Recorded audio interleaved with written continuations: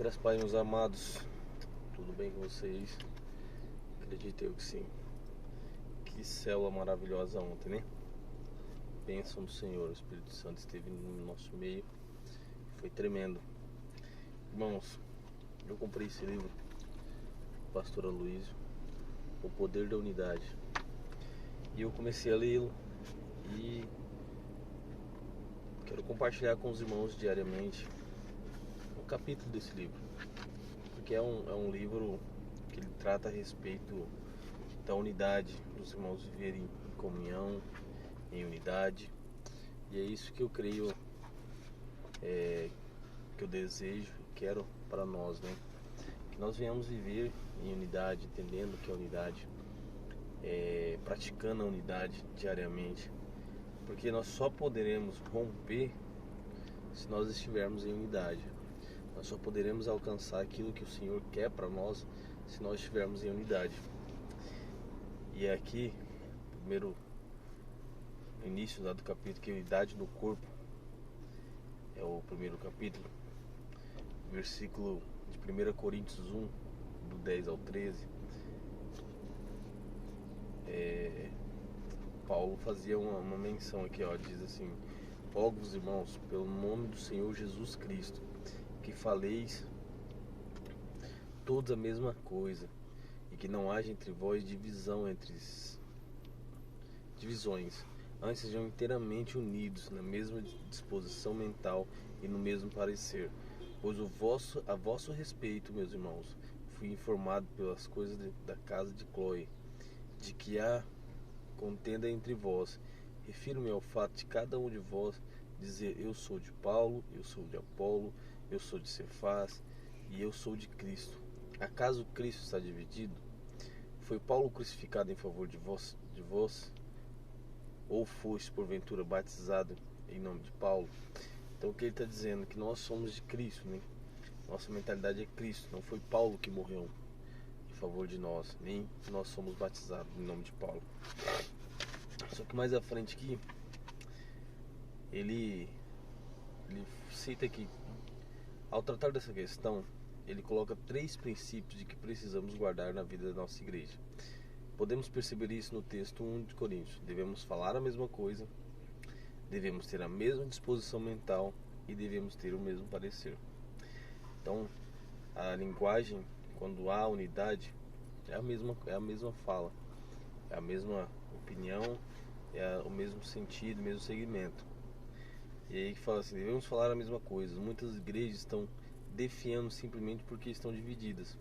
Algumas pessoas pensam que divisão é somente quando um grupo resolve sair e passar a se reunir num outro lugar. Mas divisão vai além disso e pode ser algo muito sutil. Paulo e Barnabé resolveram se separar em certo momento do ministério deles. Aquela separação não foi uma divisão. Eles simplesmente não podiam caminhar juntos se não concordassem a respeito de como a obra deveria ser feita. Eles se separaram para não se dividir. Então, nós devemos falar a mesma coisa, devemos andar em unidade, devemos estar com o mesmo pensamento, com os pensamentos alinhados, com as posições alinhadas,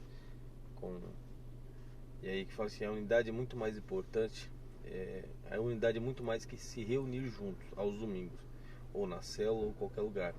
Apenas se reunir juntos não é o suficiente, é preciso haver unidade de coração. Amós 3:3 diz: andarão 2 juntos, se não houver entre eles acordo. Faz uma pergunta, né? Andarão 2 juntos se não houver entre eles acordo? Para caminharmos juntos, precisamos ter concordância. Sem concordância não há unidade.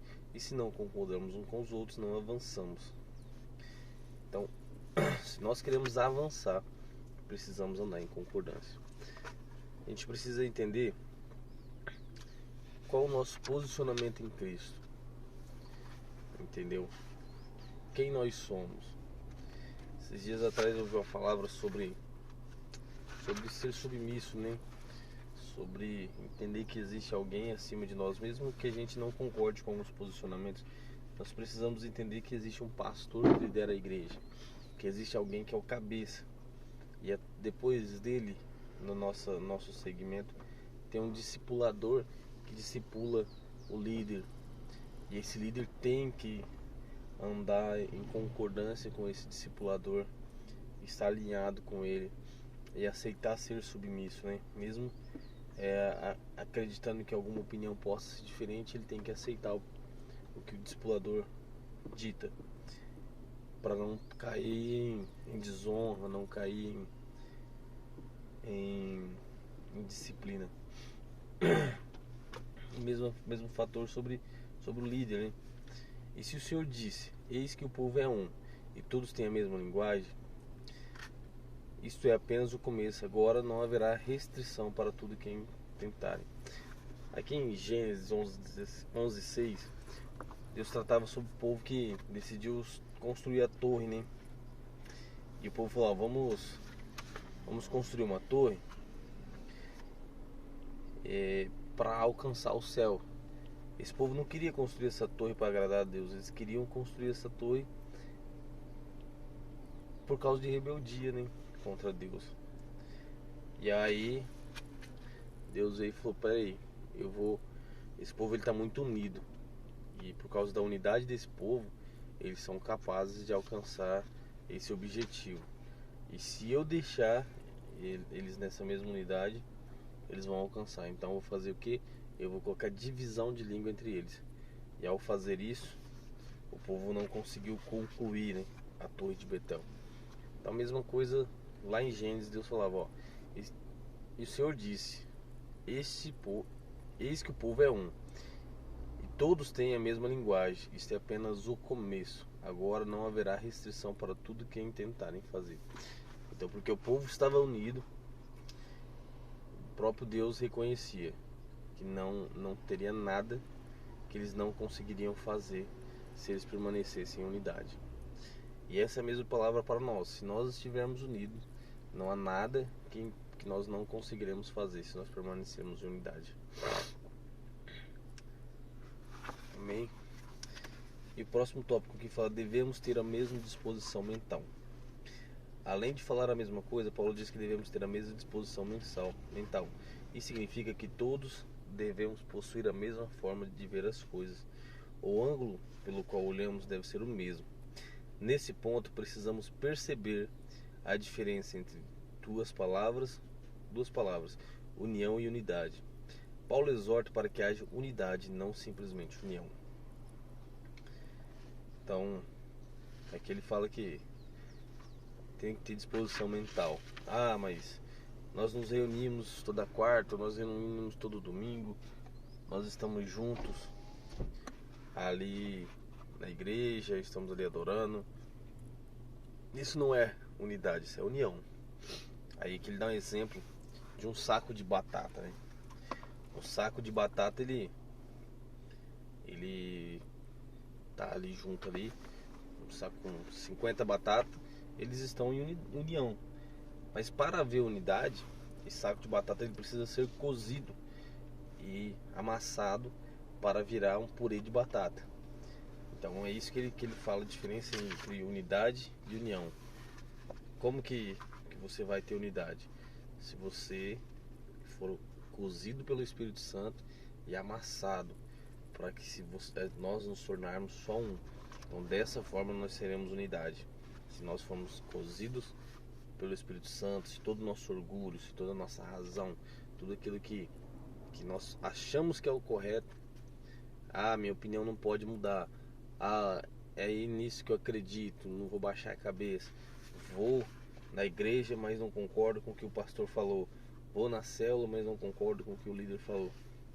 Então isso aí não é uma pessoa que está em unidade, está em união. Eu não concordo com tudo isso, mas a hora que o irmão passa por um problema, nós estamos juntos lá, isso não é unidade, isso é união. É aquela pessoa que está unida para resolver um problema, mas ela não é uma unidade no corpo. Então nós devemos tirar toda essa união do corpo, mas devemos nos tornar em unidade. União não é ruim, mas sem unidade ela não prevalece. Deus abomina aqueles que possuem um sorriso diplomático, mas que por detrás minam a visão, criticam os líderes e levedam amassam com suas atitudes rebeldes. Na equação de multiplicação também existe subtração. Todo relacionamento da unidade é destruído por uma terceira voz, a voz da serpente do jardim. A subtração é tão importante quanto a multiplicação. O banheiro é tão necessário quanto a cozinha em uma casa. Remover pessoas erradas é tão importante quanto estabelecer pessoas certas. Salomão diz: lança fora o escarnecedor, e com ele se irá a contenda, cessarão as demandas e a ignomínia. Existem pessoas com problemas, mas há pessoas que são problema. Nunca mandamos embora pessoas com problemas, mas tiramos aquelas que são problemas. As batatas que se recusam a ser cozidas e amassadas precisam ser removidas. Que a gente não venha ter no nosso meio pessoas que não querem ser cozidas. Que nós não venhamos ter no nosso meio pessoas que não querem se dobrar ao Espírito Santo. Que nós não venhamos ter no nosso meio pessoas que não querem andar em unidade. É isso que eu oro, porque se nós andarmos em unidade, nós romperemos, nós alcançaremos aquilo que o Senhor quer para a igreja, aquilo que o Senhor quer para nós.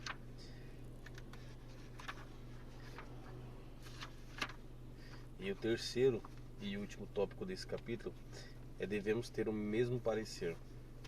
Além de ter o mesmo falar, a mesma disposição mental, Paulo diz que devemos todos ter o mesmo parecer, ou seja, a mesma opinião. Alguns supõem que isso seja uma impossibilidade. Eles dizem que não conseguem ter a mesma opinião, nem como marido e esposa. Não terão a mesma opinião como igreja. Não precisamos ter a mesma opinião sobre política, times de futebol ou qualquer outra coisa natural. Paulo diz que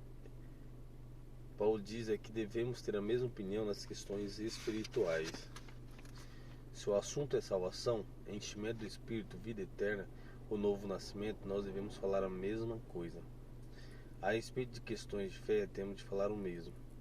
Numa igreja local, não pode haver dois pensamentos ou dois pareceres. Todos nós temos a mesma opinião.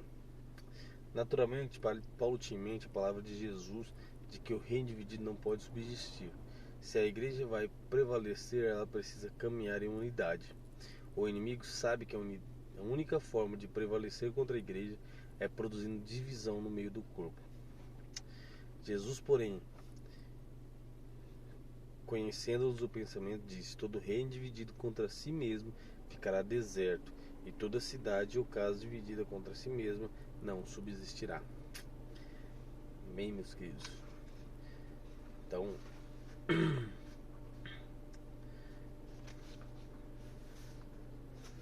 igual Jesus está dizendo aqui, né?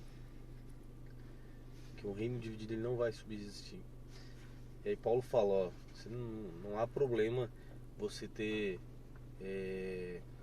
opiniões diferentes a respeito de política, a respeito de diversos assuntos.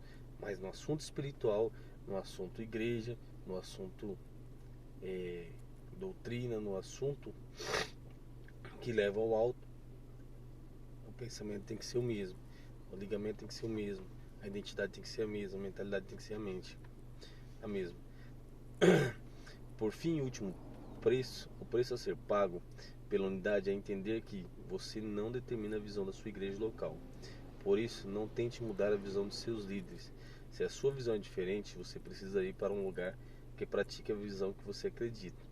Essa separação não é divisão, antes é honestidade. A equação da morte é esta: visão mais visão igual divisão. Infelizmente, muitos crentes bem intencionados estão sendo usados pelo inimigo para destruir a unidade, resistindo serem discípulos de seus pastores. Receba a visão de seu pastor. Seja um com a sua igreja local. Ame seus irmãos, mesmo naquilo em que são diferentes de você. Ame seu pastor, mesmo que a visão dele não seja tão grande quanto a sua. Pague o preço de ser um só coração com seu irmão que Deus tem colocado com você. Certa vez um homem foi visitar um hospício. O enfermeiro mostrou-lhe os pacientes, os vários setores daquela casa. Intrigado com a desproporção entre o número de funcionários e o de enfermos ali internados, o visitante perguntou: você não tem medo de que os internos se amotinem e agridam vocês? Afinal, eles são em um número muito maior. O enfermeiro respondeu: oh não, ninguém precisa ficar com medo. Os loucos nunca se unem. E sabe por que os loucos nunca se unem? Porque um louco não pode ser persuadido. Se ele diz que é Napoleão Bonaparte, não importa o que você diga, ele não mudará a sua ideia. Você está aberto a ser persuadido? Sei que é difícil falar a mesma coisa, ter a mesma disposição mental e o mesmo parecer, mas não é impossível. Se assim fosse, o Senhor não nos daria esse mandamento. Na força do Espírito Santo podemos ser um, e então as portas do inferno não nos resistirão, e não haverá limites para tudo o que intentarmos a fazer como igreja local. Eu creio nisso. Você está unido no propósito? Amém, meus queridos? Esse foi um resumo do primeiro capítulo, porém já falou muito comigo, e eu espero que venha falar com vocês também.